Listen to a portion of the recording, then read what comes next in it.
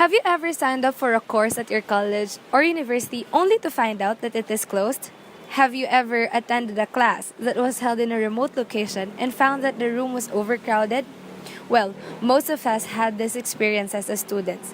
These examples illustrate problems of poor capacity planning and location, problems that can greatly affect the success of a business. Capacity planning and location analysis are actually two separate decisions. Capacity planning deals with the maximum output rate that a facility can have, determined by the size of facilities and equipment, while location analysis, on the other hand, deals with the best location for facility. When a company decides to open a new facility, it must also decide on both the size of the facility and its locations. The size of the facility may also be affected by the location. Today, I am going to tackle about capacity planning. But first, let us define what is capacity. Capacity can be defined as the maximum output rate that can be achieved by a facility. The facility may be an entire organization, a division, or only one machine. The first level of capacity decisions is strategic and long-term in nature. This is where a company decides what investments in new facilities and equipment it should be made. Because these decisions are strategic in nature, the company will have to live with them for a very long time. Also, they require large capital expenditures and will have a great impact on the company's ability to conduct business.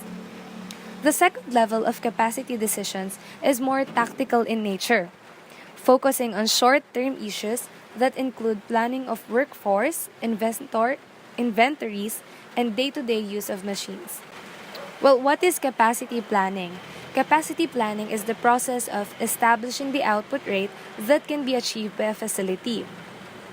If a company does not plan its capacity correctly, it will result of not having enough output capability to meet customer demands, or what we call undercapacity, or has too much capacity sitting idle, to which we simplify or amplify as overcapacity. So, why is capacity planning important? Planning for capacity is important if a company wants to grow and take full advantage of demand. At the same time, capacity decisions are complicated because they require long-term commitments of expensive resources such as large facilities. Once these commitments have been made, it is costly to change them. Recall from Chapter 8 that forecasting future demands entails a great deal of uncertainty and risk. This makes a long-term facility purchases inherently risky. Another issue that complicates capacity planning is the fact that capacity is usually purchased in chunks rather than in seating smooth increments.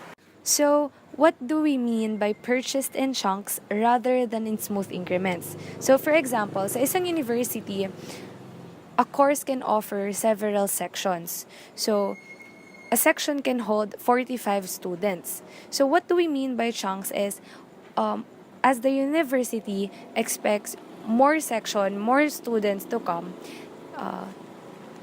we add more section by chunk, by whole. So, whenever we are anticipating or we are expecting more students, we add as a whole, as a chunk, like another section that contains 45 students.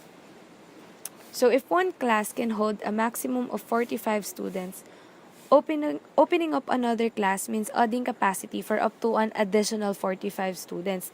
But what if the forecast for additional demand is only for additional students, diba? So, if you're anticipating more students, but then you only have 4 students additional, the university will probably not open another section.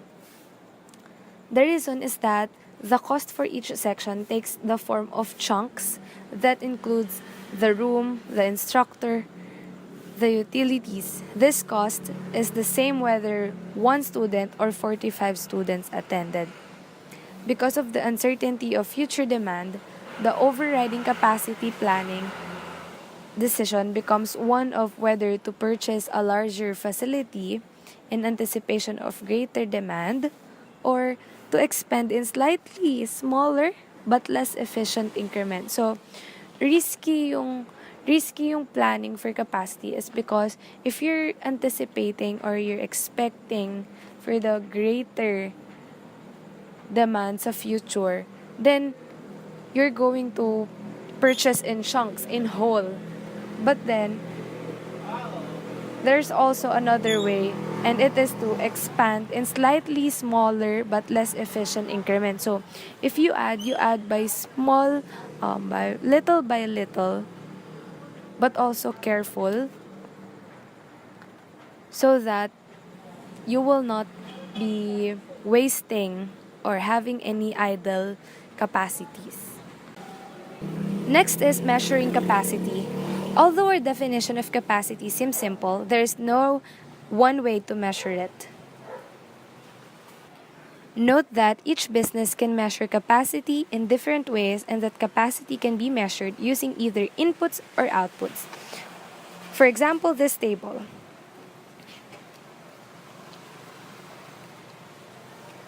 This table shows some examples of how capacity might be measured by different organizations, like a car manufacturer.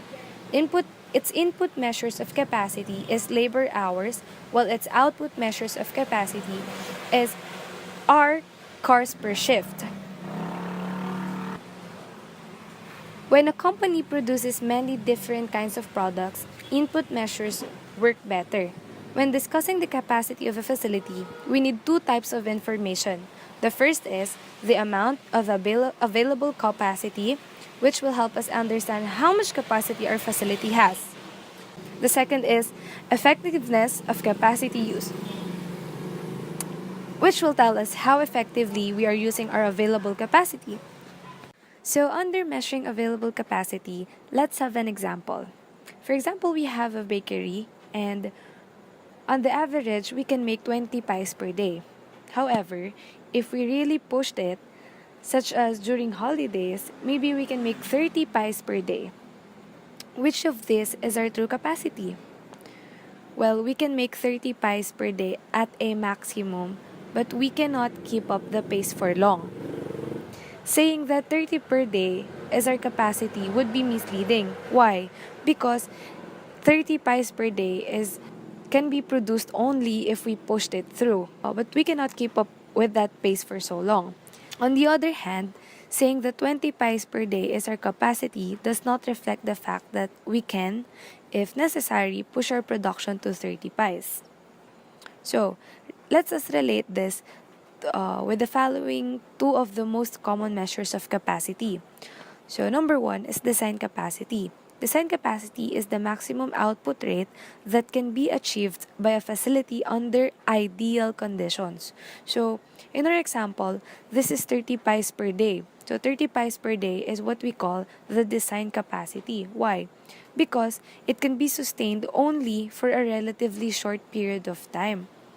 A company achieves this output rate by using many temporary measures, such as overtime, overstaffing, maximum use of equipment, and subcontracting. While in effective capacity, it defines as the maximum output rate that can be sustained under normal conditions. So, these conditions include realistic work schedules and breaks, regular staff levels, scheduled machine maintenance, and none of the temporary measures that are used to achieve design capacity. Note that effective capacity is usually lower than design capacity. So, in our example, the bakery example, effective capacity is the 20 pies per day because 20 pies per day can be sustained under normal conditions without using those unrealistic elements from design capacity. Measuring effectiveness of capacity use. In short, it is measuring how well we are utilizing or using the capacity we have. Capacity utilization simply tells us how much of our capacity we are actually using. So, to compute utilization, you will see here that utilization is equal to actual output rate over capacity multiplied by 100%. However, since we have two capacity measures, we can measure utilization relative to either design or effective capacity. As shown, utilization effective is equal to actual output over effective capacity multiplied by 100%, while in utilization design, it is equal to actual output over design capacity multiplied by 100%.